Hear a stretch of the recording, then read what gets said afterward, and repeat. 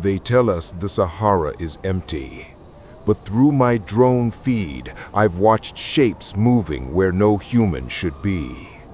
Circles forming in the sand, breaking apart like they're following a signal we can't hear. When I reported it, the footage vanished from the server within seconds. Now, my new orders are simple. If you see them again, delete everything. They assigned me to remote surveillance over the central Sahara, a patch of desert bigger than most countries, where heat kills faster than bullets and nothing moves unless it has to. At Creech, my shift started like any other.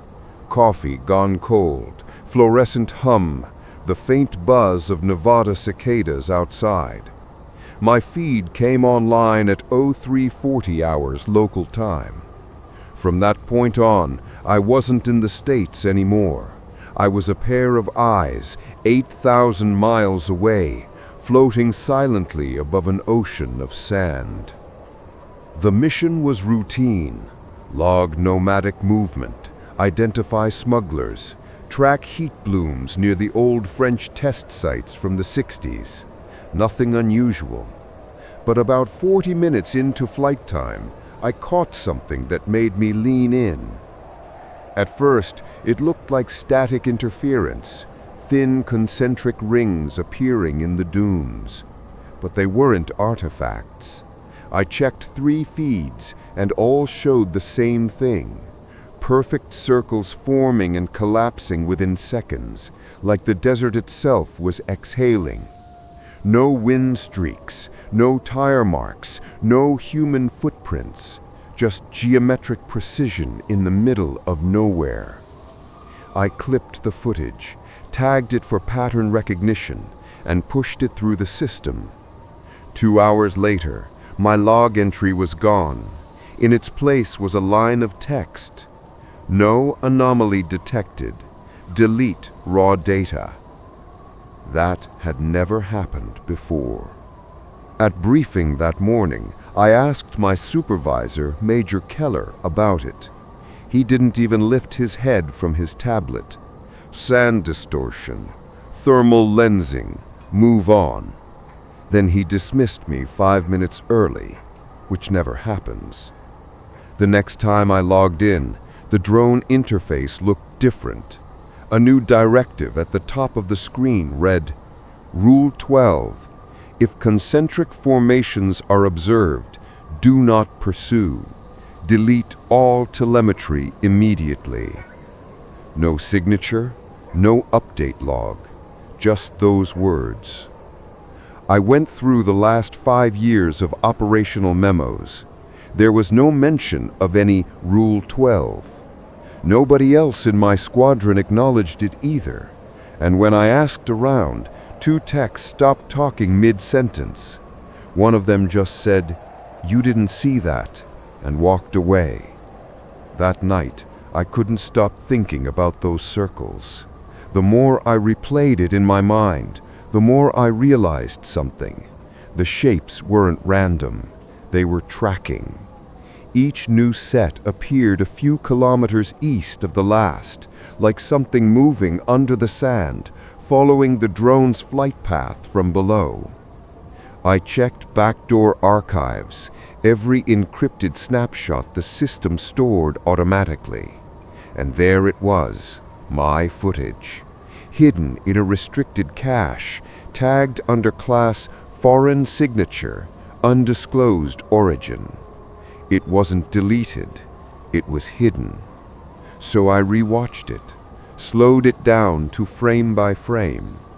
For exactly 3 seconds, right before the rings collapsed, a shadow appeared in the center.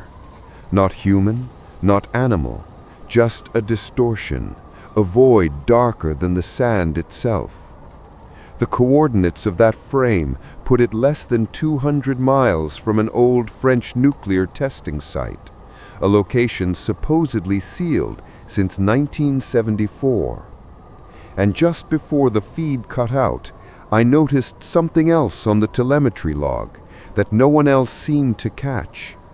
My altitude dropped by 600 feet without a single control input, as if something beneath the desert had pulled the drone closer. The next night, I flew the same route, against orders, and this time, the patterns were already waiting for me. I wasn't supposed to fly that night. My name wasn't even on the shift roster, but I'd memorized the mission frequency, the satellite link key, and the drone's call sign, Spectre 19. I logged in from a standby terminal and launched a silent recon session over the same stretch of Sahara that Command had told us to ignore. The second I gained altitude, I felt it. That faint static hum that crawls through the headset when a signal crosses something it shouldn't. Altitude, 42,000 feet. Temp, minus 55 degrees Celsius. Telemetry clean, but on the feed, those same circular formations were already there. Only this time, they weren't expanding or collapsing. They were aligned. Dozens of them, perfect, equidistant, forming a grid that stretched for miles. It looked deliberate, like coordinates being written into the desert itself. Then, a flicker. One of the circles pulsed white-hot for half a second, like something reflecting light upward. My drone's heat sensors spiked. Internal diagnostics registered an object below the sand, 30 meters in diameter, metallic, depth indeterminate. Command channels suddenly went active. My screen filled with override codes. A voice I didn't recognize came through, deep, calm, and without a call sign. Spectre 19, disengage, now. I froze. That channel wasn't supposed to exist. It wasn't part of the military comnet. The voice repeated itself, slightly louder this time. Spectre 19, this is not your airspace. Before I could respond, the feed went black. Total loss of signal. Telemetry gone. GPS locked. Every control unresponsive. I pulled off my headset and waited for the system reboot. But it didn't. Instead, a new window appeared on my secondary monitor. Not from Command, not from any internal network. It was just a video feed. A live one. But it wasn't from Nevada. It was from the drone, from its onboard camera. Someone else had control, and they were showing me what they were seeing. In the frame, the desert, utterly still. Then a shape, rising from beneath the sand like it had been waiting, smooth, featureless, curved metal. It wasn't natural, and it wasn't one of ours. The video froze on a single frame, then text flickered across the bottom of the feed. Stop looking. I yanked the connection offline. When I rebooted the terminal, everything, every file, every log had been wiped. Except one. A text fragment buried in the cache metadata. It was a timestamp and a coordinate. The same coordinate from last night's anomaly. And below it, 3 letters burned into the file header like an author's signature. CMD. Next morning, when I walked into the ops center, every screen was showing a live satellite feed of the Sahara, and something enormous was moving beneath the dunes. When I got to the ops center, the mood was wrong. Every terminal was manned. No chatter, No background noise, just the faint whine of cooling fans and a cold blue light reflecting off the monitors. Every feed, all 12 live drone channels, showed the same region of desert. Not a single aircraft in the air, yet the cameras were still transmitting. Someone had bypassed the launch queue entirely. I walked up to the duty supervisor, Captain Mills, and before I could speak, he just said, "You were never here last night." He handed me a form to sign. No header, no insignia, just black text. Data Anomaly Review. Then he added quietly, "Command says you're clear. Go home." But I didn't, because on the far right screen, I saw it again, those same circular formations reappearing. Only this time, the grid wasn't stationary. It was moving north, slowly, deliberately. And when one of the techs enhanced the infrared feed, you could see it, a faint pulse beneath the dunes, like something alive, tracking magnetic lines under the Earth's crust. A communications officer muttered, "That's not weather, that's structured." Mills turned toward him and said, "Delete that comment." Then he ordered every non-clearance staff out of the room. I stayed because no one noticed I hadn't moved. The door locked automatically. A red light blinked above the exit. And for the first time, the command frequency opened wide. 3 voices, encrypted, distorted. Containment window confirmed. Transit corridor stable for 90 minutes. All footage flagged for deletion. Category CMD Echo. Then the lights dimmed and the floor vibrated just slightly. On the screens, the infrared feed flared white-hot.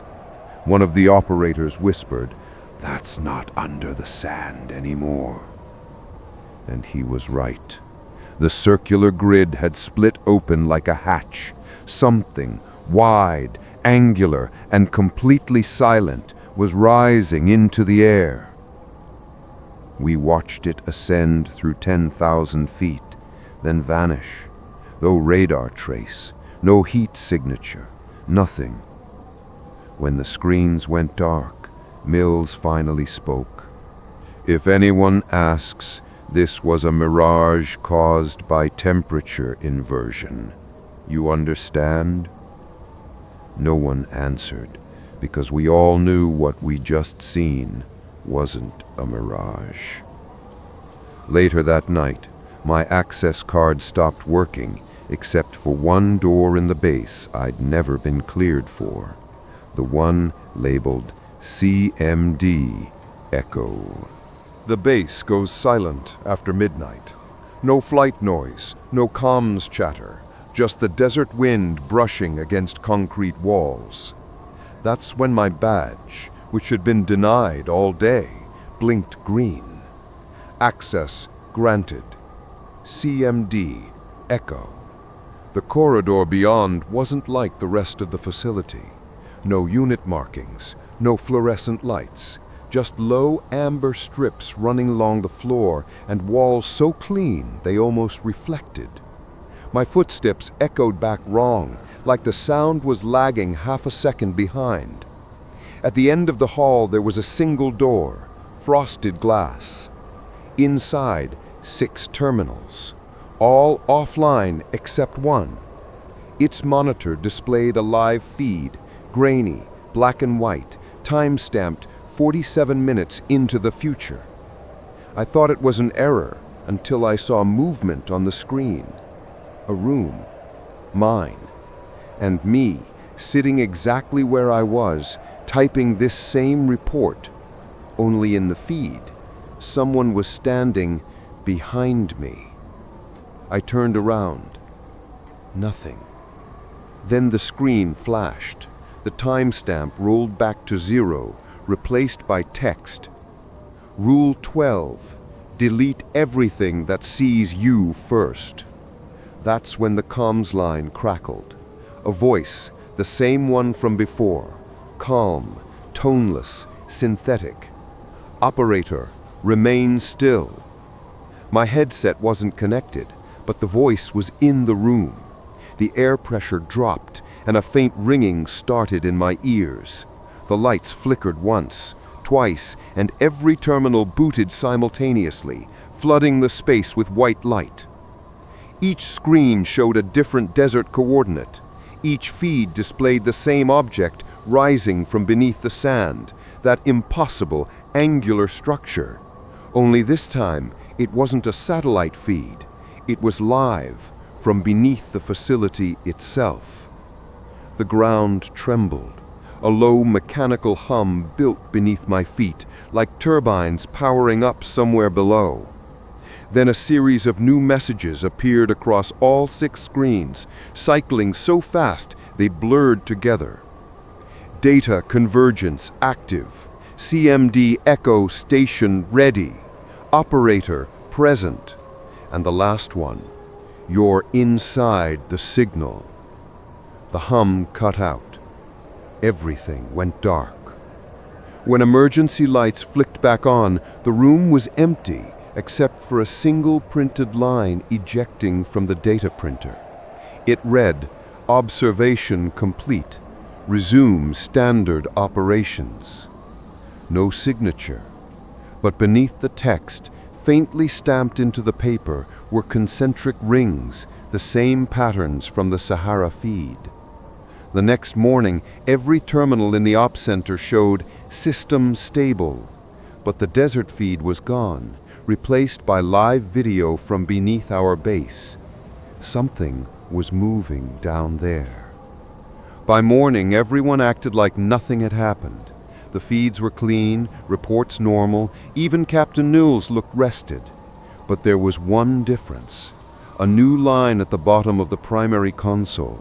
CMD Echo Link active. No one spoke about it. No one touched it. It just sat there, pulsing faintly like a heartbeat. When I asked what it was, Mills said, "Telemetry bridge, don't worry about it."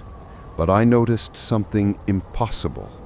Every time the word echo flashed, the base lights dimmed. Not a coincidence, a rhythm, like it was sinking to something underground. That night, I returned to CMD Echo's corridor. No guards, no security, just the hum. The air felt charged like static before lightning. Halfway down, I saw condensation on the walls.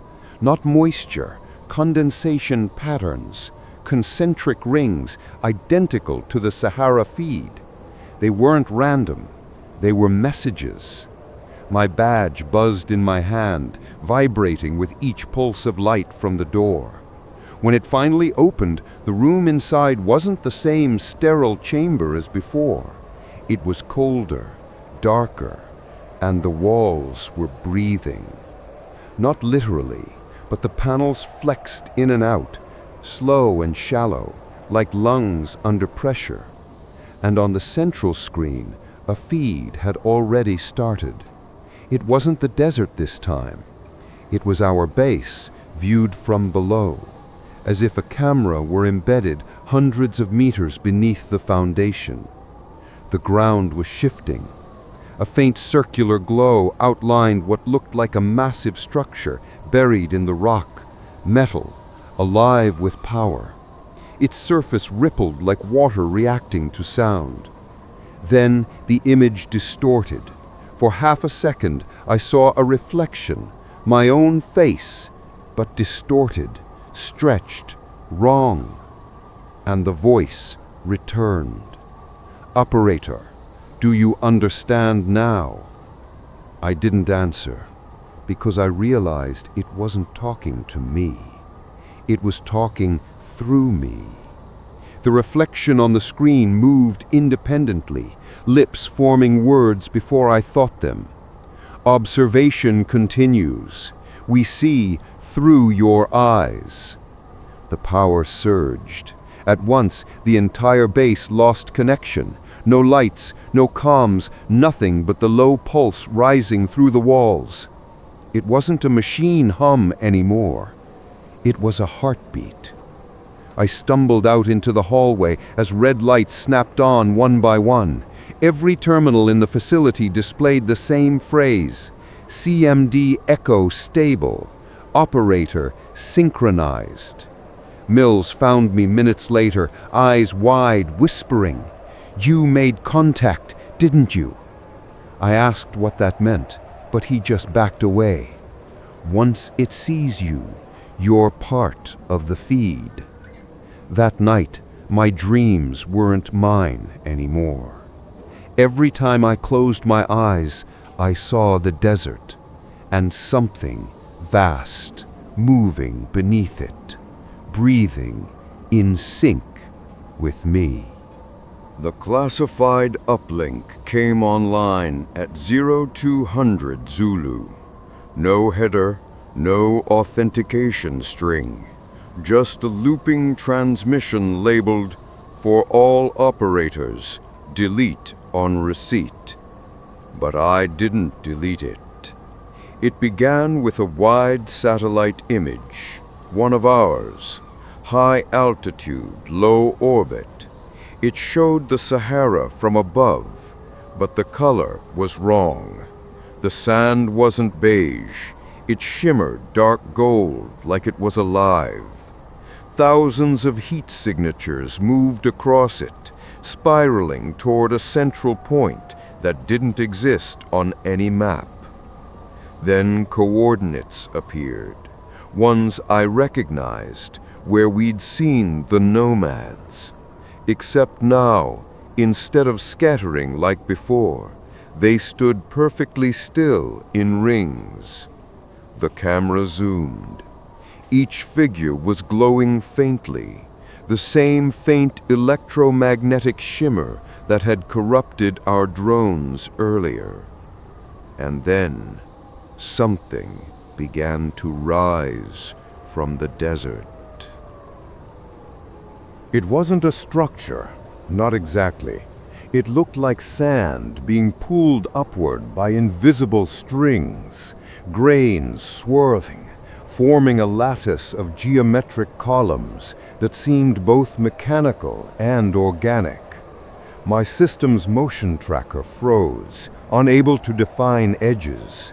The image pixelated, then corrected itself, showing a shape beneath the surface, massive, circular, alive. The uplink audio kicked in, pure low-frequency resonance. The sound made my skull buzz. And then I realized it wasn't random. It was language, not human, not digital, some kind of structured harmonic code. Each note pulsed in the same rhythm as the nomad movements we'd logged. Whatever they are, they're not moving randomly, they're responding. The broadcast continued. A second image, Nevada airspace, our base. Coordinates flashing. Next transmission scheduled for 0400 Zulu. The system's warning read, "Drone link to be utilized for synchronization test." That's when the full implication hit me. We weren't watching them. They were watching through us. Our drones, our cameras, our feeds, all linked to the same satellite network that had just relayed their language. Our surveillance wasn't surveillance anymore. It was a channel. I tried disconnecting, pulling main cables, but the signal kept transmitting through secondary nodes I didn't even know existed.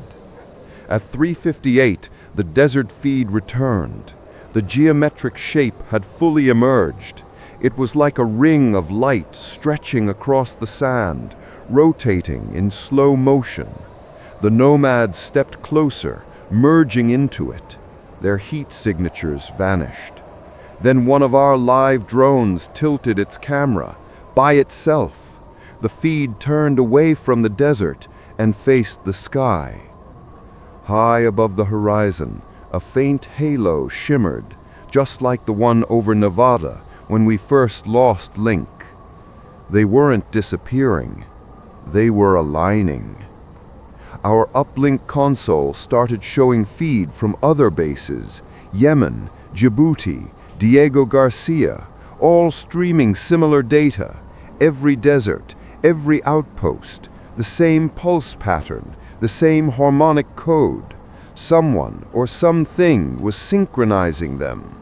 And then, amid the noise, came a human voice through the channel. Calm, measured, command authorized. This is not your signal to analyze.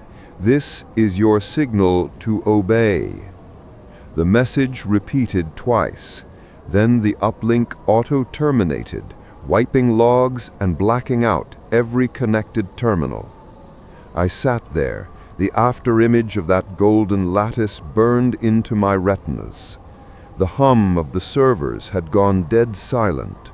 I opened the main drone control system manually and saw one last unsent transmission queued under my ID. I never typed it. It was a video packet from a live feed, time-stamped 5 minutes in the future. I played it. The view was from my console, exactly as it looked now, except in the footage, I wasn't alone. Behind me, barely visible in the reflection of the screen, stood a figure wrapped in the same heat haze I'd seen in the desert. And the audio? The same low-frequency hum, except now it was synchronized with the blinking light on my transmitter. Each pulse slower, louder, closer. Then the screen went dark, and across it appeared one final message: convergence complete.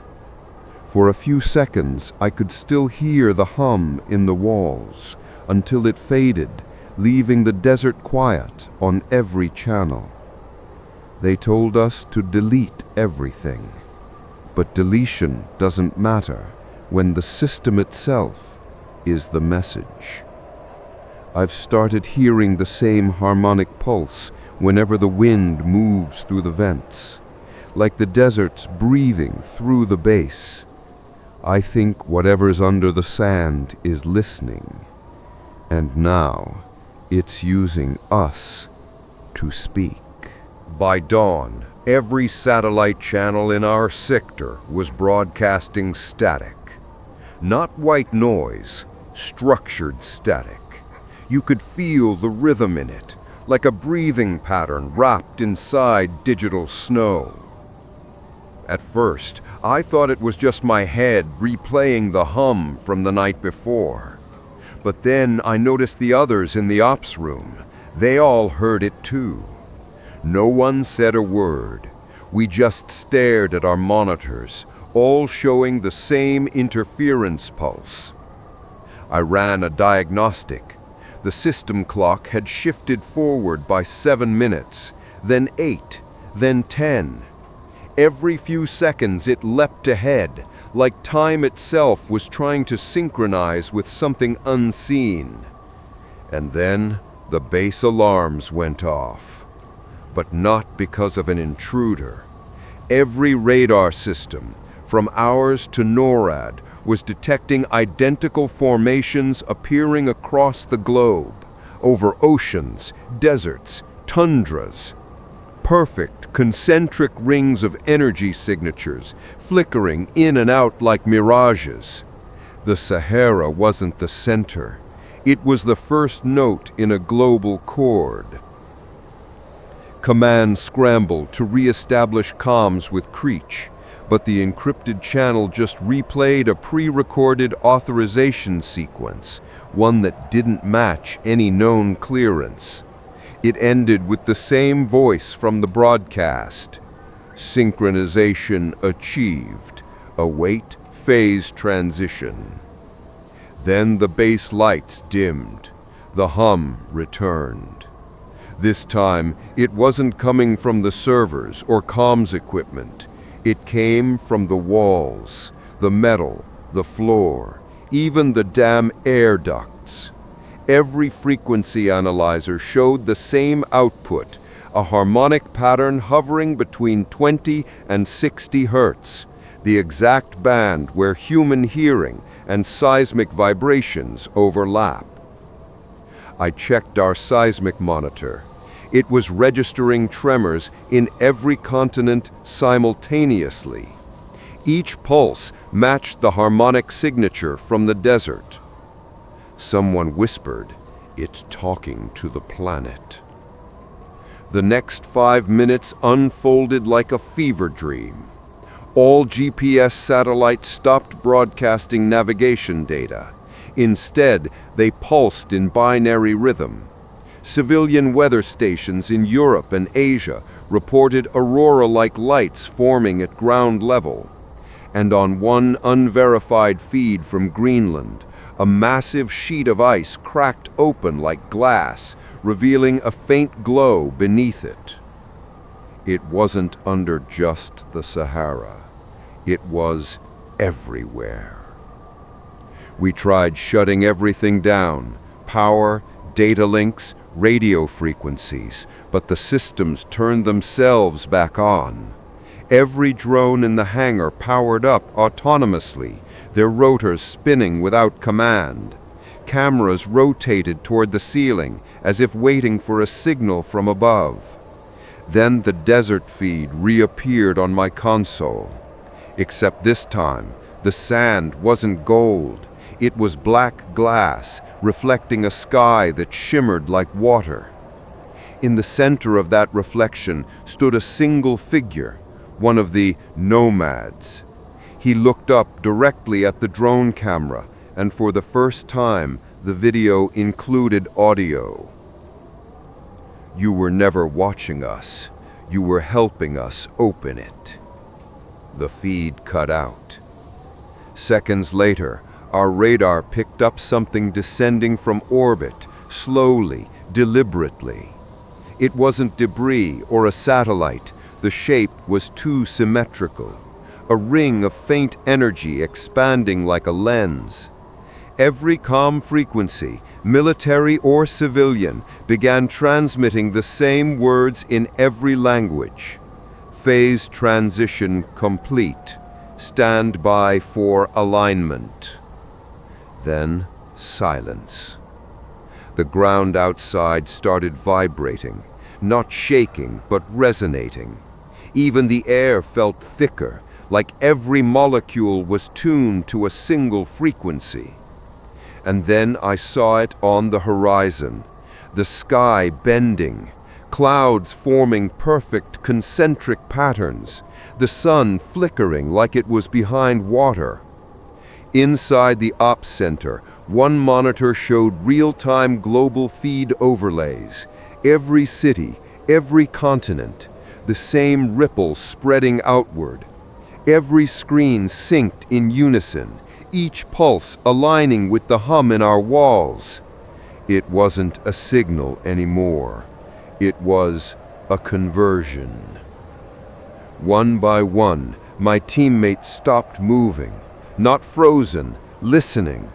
Their eyes tracking something invisible, their pupils vibrating in sync with the low hum. And for a split second before blackout, every feed on every screen showed the same image. Not the desert, not the ice, not the cities, but the reflection of Earth itself fracturing into perfect geometric rings.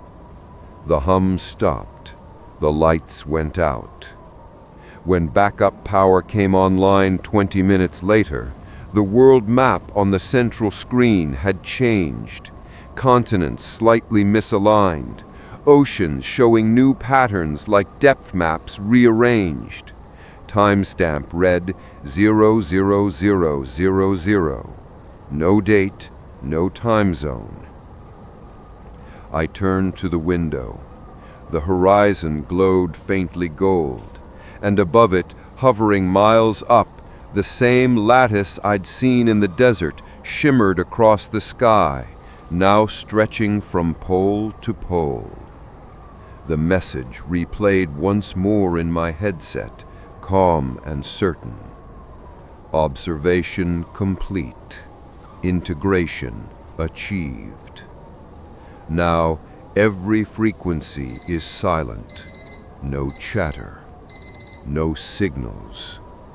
Just the faint hum in the air, and the feeling that somewhere, beneath the sand and ice, something woke up, and we gave it the network it needed.